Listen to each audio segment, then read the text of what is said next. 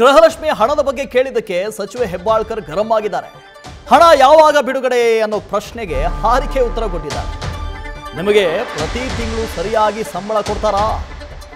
ಸರ್ಕಾರಿ ಸಂಸ್ಥೆಗಳಲ್ಲಿ 2-3 ತಿಂಗಳಿಗೆ ಸಂಬಳ ಕೊಡ್ತಾರೆ. ಇದು ನಾಚಿಕೆ, ಉದ್ದಟತನದ ಹೇಳಿಕೆ ಕೊಟ್ಟಿದ್ದಾರೆ ಸಚಿವೆ ಲಕ್ಷ್ಮಿ ಹೆಬ್ಬಾಳ್ಕರ್. ಒಂದು ವೇಳೆ 2 ತಿಂಗಳಿಗೆ 3 ತಿಂಗಳಿಗೆ ಸರ್ಕಾರಿ ಸಂಸ್ಥೆಗಳಲ್ಲಿ ಸಂಬಳ ಕೊಡ್ತಾರೆ ಅಂದ್ರೆ ನಾಚಿಕೆ, ಅದನ್ನು ಗೌರವದಿಂದ ಹೇಳ್ಕೊಡ್ತಾರೆ ಅಂತ ಹೇಳಿದ್ರೆ.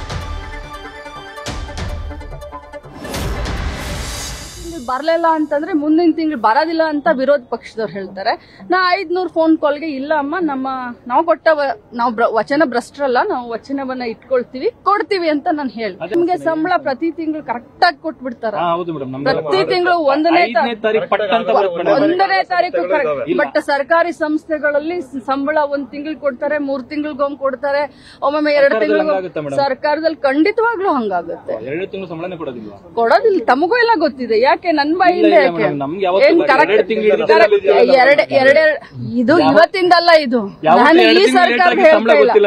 2 ತಿಂಗಳೂ ಒಮ್ಮೊಮ್ಮೆ ಕೊಡೋದಿಲ್ಲ, ಇದೆಲ್ಲ ನಿಮಗೂ ಎಲ್ಲ ಗೊತ್ತಿದೆ. 1 ತಿಂಗಳು 30 ದಿನ ಕೆಲಸ ಮಾಡಿದ್ರೆ, ಜನವರಿಯಲ್ಲಿ ಕೆಲಸ ಮಾಡಿದ್ರೆ ಫೆಬ್ರವರಿ 1ನೇ ತಾರೀಕಿನಿಂದ 5ನೇ ತಾರೀಕಿನವರೆಗೆ ಹಾಕ್ತೀವಿ. ಹಾಗೆ ಈ ತಿಂಗಳನ್ನ ನಾವು ಮುಂದಿನ ಅಂದ್ರೆ ಸಚಿವೆ ಹೇಳದಂತ ಹೇಳಿಕೆ ನಾವು ಹೇಗೆ ತಗೊಳ್ಬೇಕು, ಜನಸಾಮಾನ್ಯರು ಹೇಗೆ ತಗೋಬೇಕು? ನೀವು ಯಾವಾಗ ಚುನಾವಣೆ ಬರುತ್ತೆ ಆವಾಗ ದುಡ್ಡು ಹಾಕ್ತೀನಿ ಅಂತನಾ, ಅಥವಾ ದುಡ್ಡು ಪರ್ದೇ ಇದ್ರೂ ಪರವಾಗಿಲ್ಲ ಬರೋ ತಿಂಗಳು ನೋಡೋಣ, ಇನ್ನೊಂದು ತಿಂಗಳು ನೋಡೋಣ ಅಂತನಾ? ಎಂಥ ಉದ್ದಟತನ ಅಂತ. ಅದಕ್ಕೂ ಅವರು ಕೊಡ್ತಾ ಇರುವಂಥ ಉದಾಹರಣೆಗಳನ್ನು ಗಮನಿಸಿ.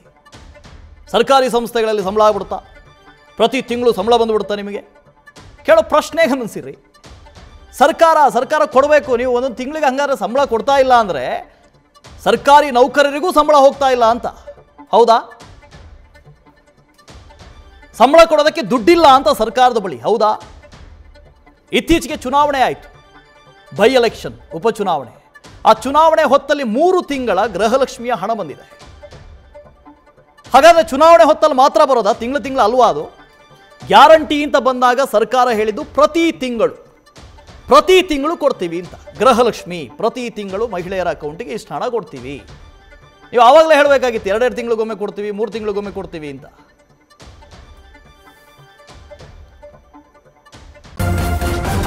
ನ್ಯೂಸ್ ಫಸ್ಟ್, ನಿರ್ಭೀತಿಯಿಂದ ನಿಮ್ಮ ಪರವಾಗಿ.